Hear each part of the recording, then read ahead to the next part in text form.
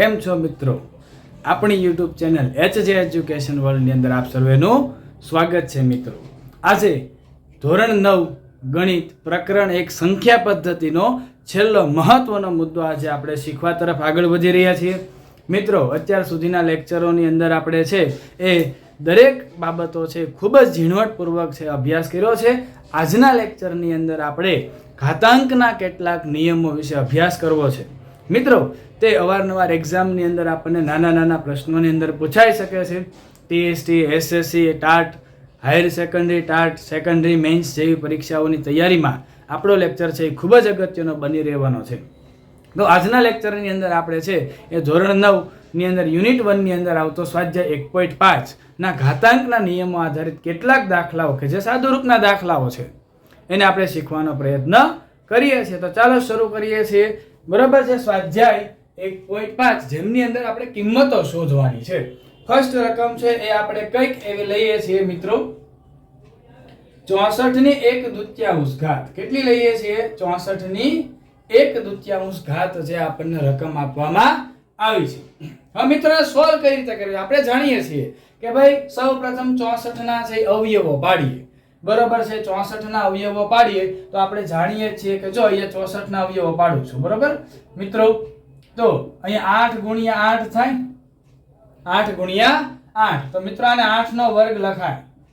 બરોબર ને? તો એક હેલ્પ તમને કહું, એક શોર્ટ ટ્રીક કહું, વધારે વિચારવું ન પડે એના માટે કે અહીંયા ઘાત જે આપ્યો ને 1 ના છેદમાં જે આપ્યું છે ને એવી કોઈ સંખ્યાનો વર્ગ થતો હોવો જોઈએ. તો મિત્રો અહીંયા આ 64 જે છે 64 ની 1/2 ઘાત છે એમને મિત્રો આ રીતે લખી શકો 8 નો વર્ગ અને એની 1/2 ઘાત. મિત્રો જાણો છો ઘાત અને ઘાતાંકનો ગુણાકાર થાય તો એને કઈક આ રીતે લખી શકાય છે 8 ની 2 ગુણ્યા 1 ના છેદમાં 2. તો મિત્રો આ 2 અને આ 2 કેન્સલ થાય તો જવાબ આપણો આવશે 8. સમજાય છે ને? હેલ્પ શું લેવાની છે તો કે ઘાત જે છે એનો છેદ જે આપ્યો હોય એવી કોઈ સંખ્યાથી આપણે જવાબ મેળવી શકીએ છીએ. ઓકે, આપણને સમજાયું છે. તો નેક્સ્ટ એક્ઝામ્પલ ઉપર આપણે છે જવાનો પ્રયત્ન કરીએ છીએ. બરોબર છે.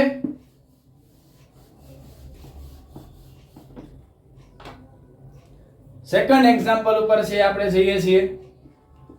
બરાબર, એમની રકમ આપી છે આપણને 32 ની બરાબર છે 32 ની 1/5 ઘાત. 32 ની 1/5 ઘાત આપણને આપવામાં આવી છે. હવે મિત્રો અહીંયા તમે સમજી શકો છો. બરાબર, 5 કીધા છે તો અહીંયા આપણે દાખલો ગણવાનો પ્રયત્ન કરીએ છીએ. બરાબર છે. તો 32 ના એવા અવયવ પાડો તો કે 2 દુ 4, 4 દુ 8, 8 દુ 16, 16 દુ 32. તો આને 2 ની કેટલી ઘાત લખાય? 1 2 3 4 અને 1 2 3 4 અને 5 ઘાત લખાય. તો મિત્રો હવે આ દાખલાને આપણે સોલ્વ કરવાનો પ્રયત્ન કરીએ છીએ.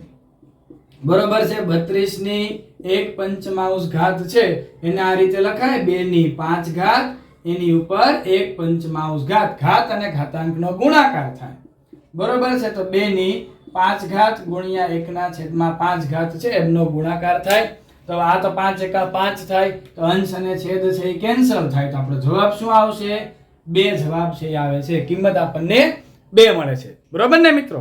હવે આગળનો દાખલા ઉપર જઈએ છીએ. આપણને કઈક આવી રકમ છે આપવામાં આવી છે 125 ની 1/3 ઘાત. શું આપ્યું છે? 125 ની 1/3 ઘાત છે એ આપણને આપવામાં આવી છે. બરોબર છે મિત્રો?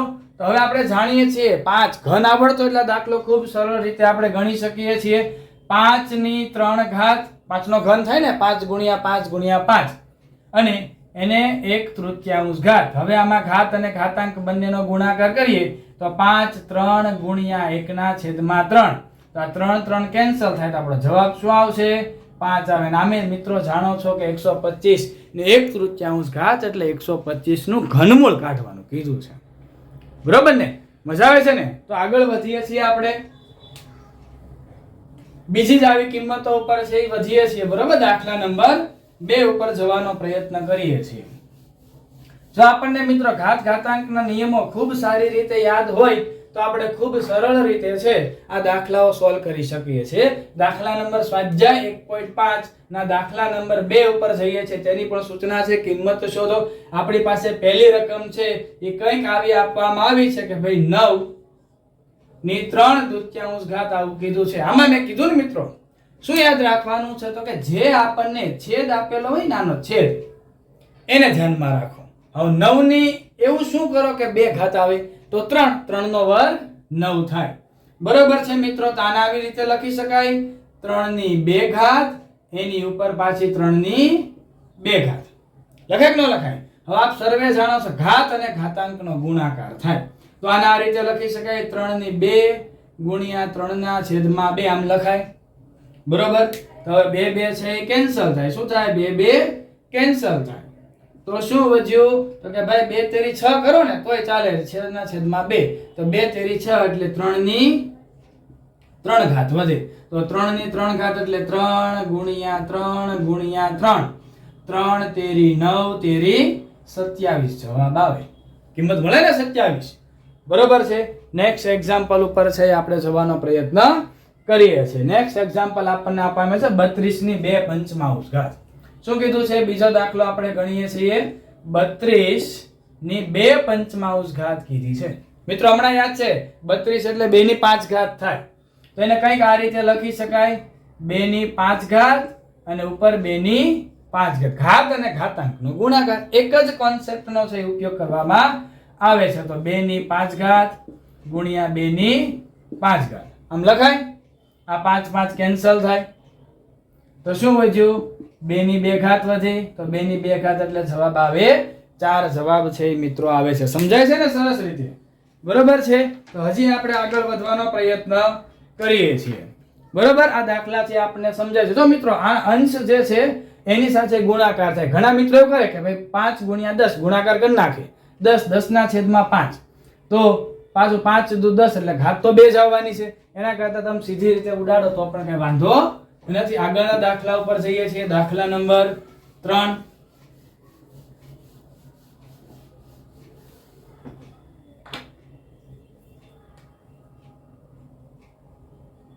દાખલા નંબર 3 ની રકમ આપણને કંઈક આ પ્રકારની આપી છે 16 ની 3 ચતુર્થાંશ ઘાત. શું આપ્યું છે? 16 ની 3 ચતુર્થાંશ ઘાત આપ્યું છે. તો મને તમને બેયને ખબર છે 16 એટલે શું તો કે 2 દુ 4 4 દુ 8 8 દુ 16. બરોબર ને? એટલે 2 ની કેટલી ઘાત આવે? 4 ઘાત આવે. બરોબર છે મિત્રો? ખ્યાલ ન આવતો હોય તો હજી એક વખત કહી દઉં. 16 એટલે 2 ગુણ્યા 2 ગુણ્યા 2 ગુણ્યા 2 2 દુ 4 4 દુ 8 8 દુ 16 થાય. બરોબર છે. તો હવે એને શું લખી શકાય તો કે ભાઈ 2 ની 4 ઘાત. મેં તમને કીધેલું છે છેદ જોવાનો. તો અહીંયા એમ લખાય 2 ની 4 ઘાત એની 3 ચતુર્થાંશ ઘાત. હવે આનો ગુણાકાર થશે બેયનો તો અહીંયા આમ લખાશે 2 4 ગુણ્યા 3 ના છેદમાં 4 4 4 કેન્સલ તો 2 ની 3 ઘાત. તો 2 ની 3 ઘાત એટલે 2 ગુણ્યા 2 ગુણ્યા 2 બરોબર. 2 ગુણ્યા 2 ગુણ્યા 2 એટલે 2 દુ 4 4 દુ 8 2 નો ઘન 8 જ થાય ને. આવું લખવાની જરૂર રહેતી નથી. નેક્સ્ટ એક્ઝામ્પલ ઉપર છે આપણે જઈએ છીએ. બરોબર. મસ્ત મજાનો દાખલો થોડો એવો ફેરફાર કરીને આપણને આપ્યો છે. થોડો વિચાર કરવાનો થાય છે મિત્રો. શું કીધું છે તો કે રકમ નંબર 4 ની અંદર આપણને એવું કીધું છે 125 ની -1/3 ઘાત આપી છે. શું આપ્યું છે? -1/3 ઘાત છે એ આપણને આપવામાં આવી છે. શું કરી શકાય આમને? વિચારો થોડું. આનું શું કરી શકાય વિચારો તો. ઘાત માઈનસ આપી હોય તો એને છેદમાં લઈ જઈ શકાય ખરી? લઈ જઈ શકાય ને કે નહીં? બરોબર છે. હવે જુઓ તમે, આપણે પહેલા કામ કરીએ. 125 એટલે 5 નું ઘન થાય. 5 નો ઘન એની ઘાત 1 ની 3 ઘાત. બરોબર ને? હવે આ બેનો ગુણાકાર થાય તો આવું લખાય 5 3 ગુણ્યા -1 ના છેદમાં 3 5 3 ગુણ્યા 1 એટલે -3 ના છેદમાં 3 એટલે 3 3 જાય તો 1 વધે. હવે 5 ની -1 ઘાત આવ્યું તો આને કેમ લખાશે? 1/5 લખાય છે. આ જવાબ પણ સાચો, આ જવાબ પણ સાચો લખાય છે. બરોબર ને મિત્રો? યાદ રાખવાનું છે, માઈનસ આપ્યું હોય તો એને નીચે લખી દો એટલે તમારો જવાબ સાચો બની જાય છે. ઓકે, સમજાયું આપ સર્વેને?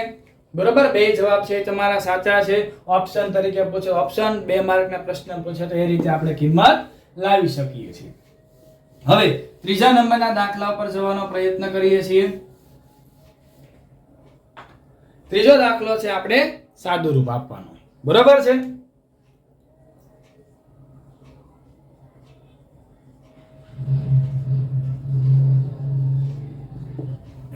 એમની અંદર રકમ છે આપણને કઈક આ પ્રકારની છે એ આપવામાં આવેલી છે. બરોબર, ફર્સ્ટ રકમ છે એને સોલ્વ કરવાનો પ્રયત્ન કરીએ છીએ. 2/2 ઘાત ગુણ્યા 2/1/5 ઘાત આપી છે. મિત્રો ઓલું યાદ હશે તમને, શું? આધાર સમાન,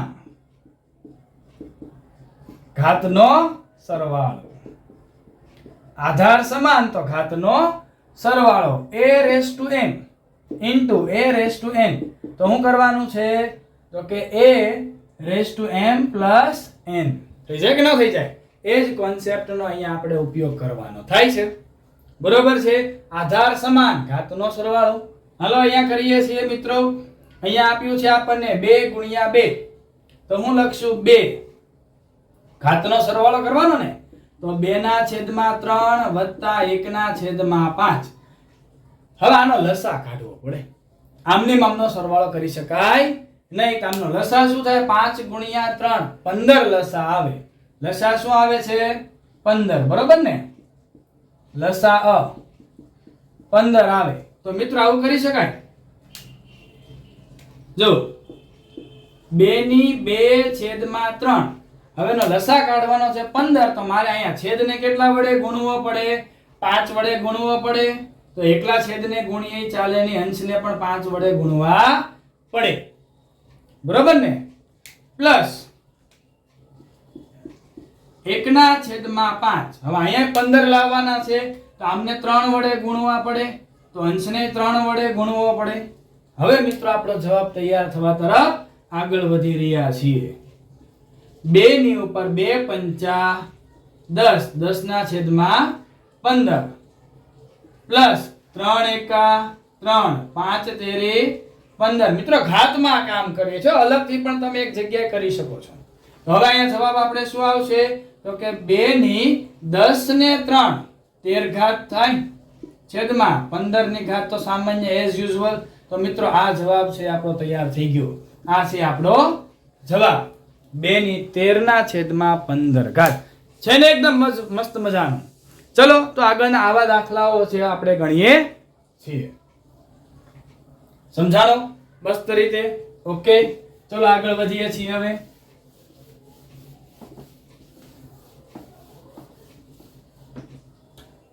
હવે નેક્સ્ટ એક્ઝામ્પલ છે એ આપણે લઈએ છીએ મિત્રો.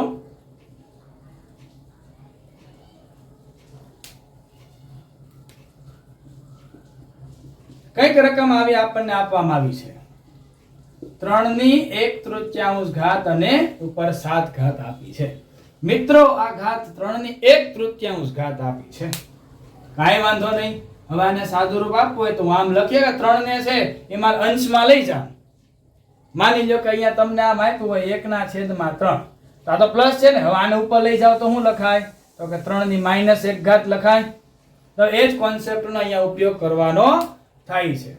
બરોબર છે? તો આને આમ લખાય 3/-3 ઘાત ની 7 ઘાત. ઓલો નિયમ તો મિત્રો તમને યાદ જ હશે ને, a/1/m. તો આને કેમ લખાય? a/-m લખાય. બરોબર ને? હવે એનો ગુણાકાર આપણે આની હારે કરીએ છીએ. 3 × 7 કેટલા થાય? 21. પણ માઈનસ છે ને, તો માઈનસ આપણે 3 ની ઘાત લખવાની છે. અને આને છેદમાં પણ તમે 1/3 ઘાત પ્લસ પણ લખી શકો છો. બરોબર ને મિત્રો? આ જવાબ છે તમને ખૂબ સારી રીતે સમજાય છે. કોન્સેપ્ટ છે એ આપડા ક્લિયર હોય તો આપણે ખૂબ સારી રીતે છે એ જવાબો આપી શકતા હોઈએ છીએ. બરોબર? નેક્સ્ટ એક્ઝામ્પલ ઉપર છે જઈએ છીએ.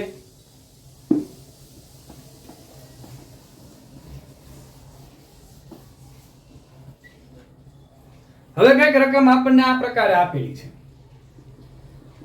રકમ જોવાની, નિયમ યાદ કરવાનો અને એપ્લાય કરવાનો છે. 11 ની 1/2 ઘાત છેદમાં 11 ની 1/4 ઘાત. હવે મિત્રો મને તમે એ વાત કરો, 1/2 મોટા કહેવાય કે 1/4 મોટા કહેવાય? 1/2 ભાગ કરો અને 1/4 ભાગ કરો તો કોણ મોટું કહેવાય? 1/2 ભાગી મોટું કહેવાય ને. તો આપણે જાણીએ છીએ કે જે પદ મોટું હોય, બરોબર, આવું તમે ભણી ગયા, a/m/a/n નિયમો પણ સાથે જોવા પડે. જો m greater than n હોય તો આવું થાય, a/m - n થાય કે ન થાય? આ જ કોન્સેપ્ટ અહીંયા લાગુ પાડવાનો છે.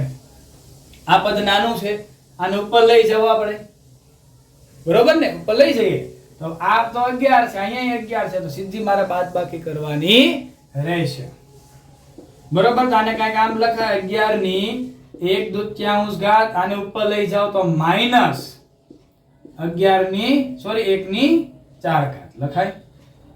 ફરી વખત પાછો આનો લસા લેવો પડશે, બરોબર? 4 અને 2 નો લસા શું થાય? 4 થાય ને. તો આ પદને મારે 2 વડે ગુણવું પડે. 11 ની 1/2 ઘાત છે, એમનો લસા હું કાઢું એટલે મારે એને અંશ અને છેદને 2 વડે ગુણવા પડે, માઈનસ 1/4 તો છેદ તે. તો શું થશે મિત્રો? તો કે 11 2 એકા 2 એના છેદમાં 2 દુ 4 માઈનસ 1/4. તો કઈક આવું લખાય, 11 ની 2 માઈનસ 1 છેદમાં 4 ઘાત. તો 11 ની 2 માંથી 1 જાય તો 1/4 વધે. તો આપણો જવાબ શું આવે? 11 ની 1/4 ઘાત આપણો જવાબ છે એ તૈયાર થાય છે, બરોબર ને? મજા આવી ને? થોડોક વિચાર માંગે એવો દાખલો, પણ આપણે ખૂબ સારી રીતે સમજીએ છીએ. મજા આવે છે ને? હવે છેલ્લા દાખલા ઉપર આપણે આગળ વધીએ છીએ.